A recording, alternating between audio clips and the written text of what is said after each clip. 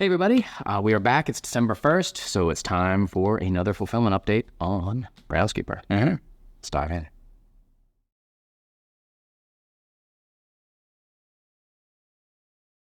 So the website is the first thing, I guess. The website, Yeah. how we need to get it back. we need to get it back. Yeah, basically there were about 500 backers that were not able to fulfill before we took Groundskeeper off the website. And now we need to kind of work on getting the checkout process back on the website after taking it down. Yeah.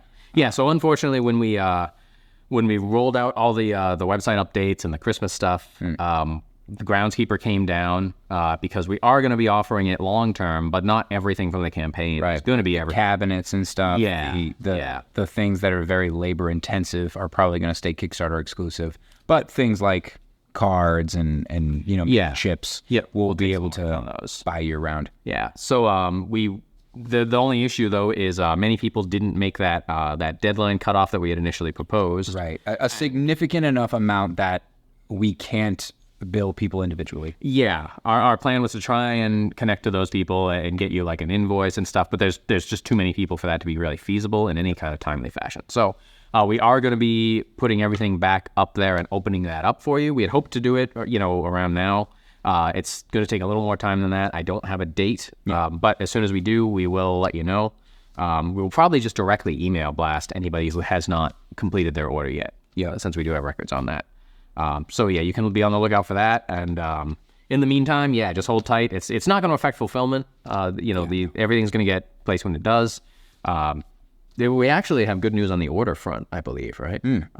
What in terms of some other things? So we have Groundskeepers going great. We're very happy with those, the way those cards came out. Johan's working with the manufacturer just to make sure if people saw the Worm Life, you could link it below. But they looks like they decreased the size of the art by 5% to compensate for a possible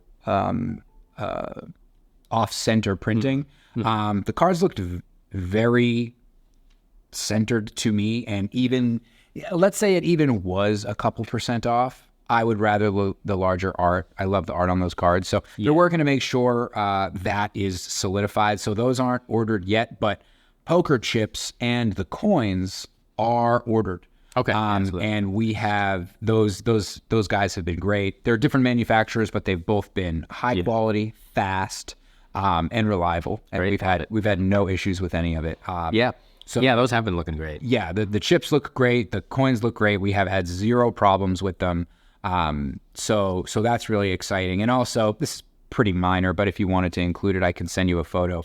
The extra coin that we are including. So you saw again, maybe you can link to this Worm Life too, but we have packaging for our Groundskeeper stuff. It looks really, really great, and the set of 3 coins come in kind of like a display case, and the extra one, the card guard, the extra big one, we just sourced the bag that's coming in, so that'll be kind of a nice little velvet baggie that's kind of nice. separate from the other coins, which is nice. Did we land on a finish for that? Because I know we had gone back and forth. I think most people agreed with more or less what we were saying about like the gunmetal and the black being nice, but the matte finish being like, did we get that nailed down? Right. In terms of I actually need to talk to Nick about that, because I do know that we want to marry the two, but I really liked the something that wasn't what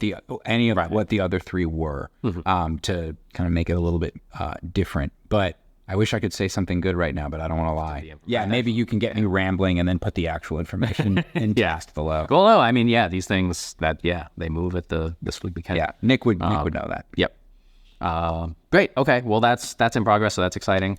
Other than that, I don't think there's a whole lot to go into. No, I did want to. So there was, again, in Worm Life, there was some stuff. We showed these 2 cards and we were like, oh no, like this is a problem. These are 2 completely different greens. I wanted to explain that this is actually the green. So the idea of when the manufacturer sent us this kind of like Frankenstein deck that had all the different editions in one was because we didn't want 400 of every single one. So we just got an example So it's like a quad deck, right? Yeah. This is the PVC color. Oh. Right. So I saw this and I was like, man, they really boofed up these colors. Like, oh my God, they're so different and they're so wrong.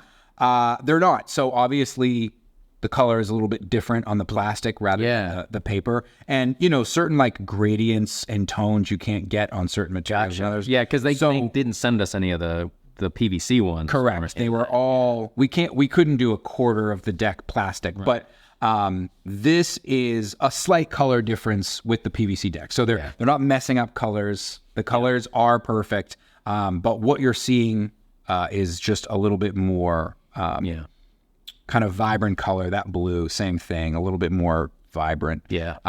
But yeah, that is what the paper will look like, and that's what the PVC. That's actually more helpful than they probably had to be. You know, like it's like it doesn't. Yeah, they just put extra thought in there, which is nice. Yeah.